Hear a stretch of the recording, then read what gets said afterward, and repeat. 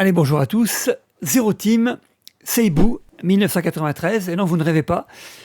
Seibu, les papas des Raiden, qui avaient leur grand nom dans la place au niveau des shmups, ont fait un beat'em all en 93, donc sorti effectivement après de gros titres.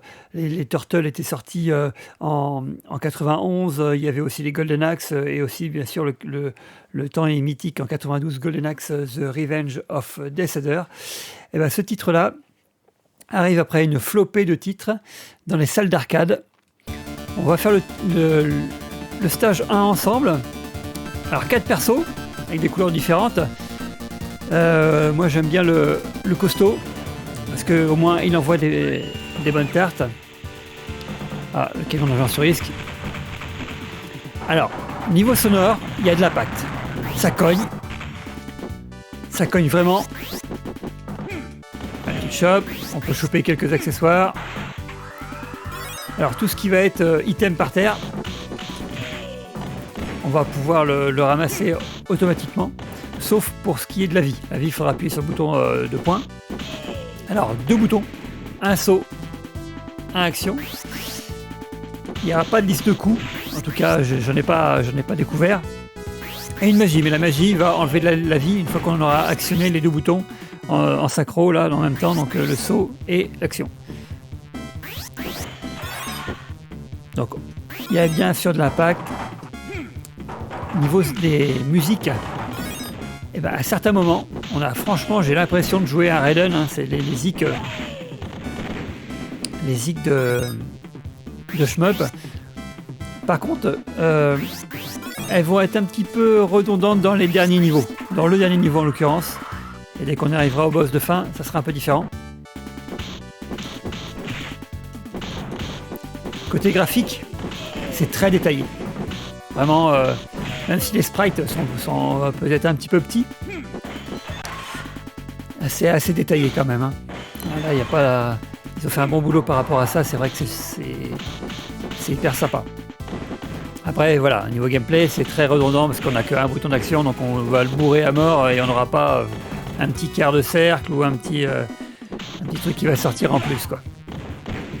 On va pouvoir choper des choses là au sol, des tonneaux. Alors, des caisses, etc.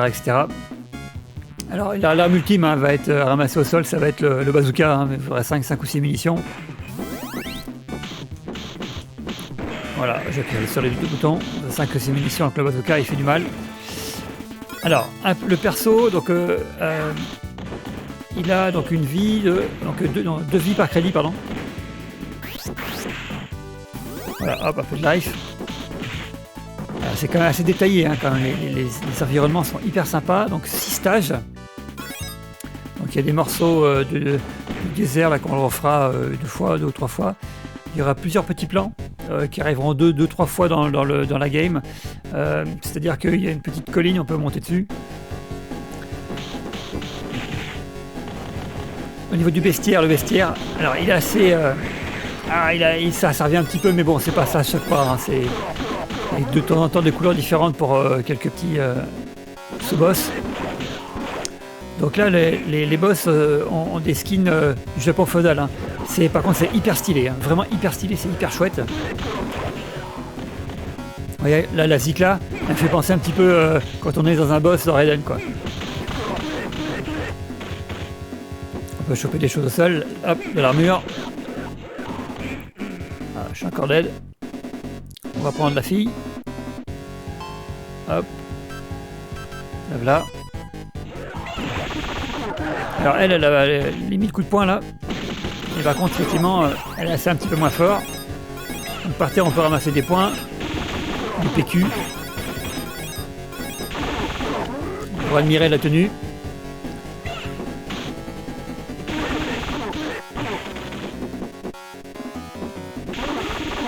Voilà. Donc le boss est terminé. Alors effectivement, il y a des sous-boss sur chaque stage. Alors là, si j'ai pas le temps de ramasser les items, ils vont finir par mettre que $10 là. Voilà.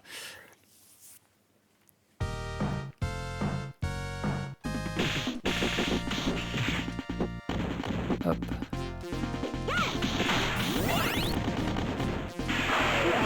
Vas-y, voilà, le bazooka que je vous l'ai montré. Alors là, c'est l'arme la plus redoutable. Hein.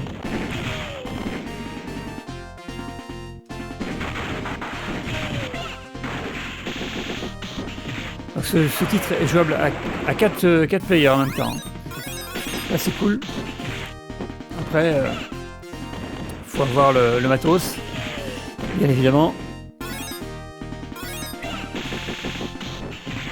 Voilà. Donc le perso qui est en haut à droite, c'est le boss final.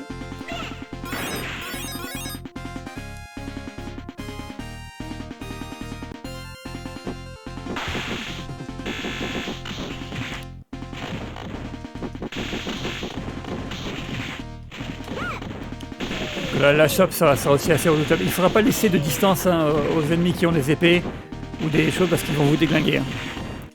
Il n'y a pas de dash à signaler, ouais, j'ai complètement zappé. Il n'y a pas de dash dans le titre, donc c'est vrai que par rapport à ce qu'on a connu sur les titres sortis auparavant, ça dérange un petit peu au niveau du jeu. Hein. Mais bon, c'est fait. Comptez 45 minutes pour clôturer le titre.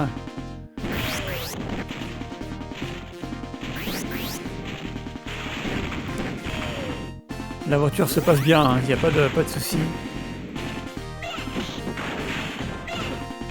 Je pense que c'est un titre à essayer. Voilà un petit peu ce que je pouvais vous dire sur ces quelques minutes de gameplay. Merci à tous d'avoir regardé. À bientôt.